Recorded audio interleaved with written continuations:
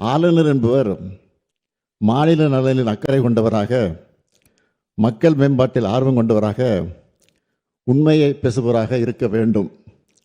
மக்களுடைய பேராதரவோடு பெரும்பான்மையோடு வெற்றி பெற்று ஆட்சி அமைந்துள்ள அரசு எடுக்கின்ற முடிவுகளுக்கு ஒத்துழைப்பு கூடியவராக இருக்க வேண்டும். அதைத்தான் அரசமைப்பு சட்டமும் அந்த பதவி வகுப்பிடம் இருந்து எதிர்பார்க்கிறது. ஆனால் நம்முடைய ஆளுநர் அவர்கள் அதற்கு மாறாக செயல்படுகிறார். மாநில நிர்வாகத்தை முடக்கவும், பொது மேடைகளில் அரசியல் பேசியும் அவதூறு பரப்பி வருகிறார். அது அவர் சொந்த விருப்பம் என்று கருதலாம்.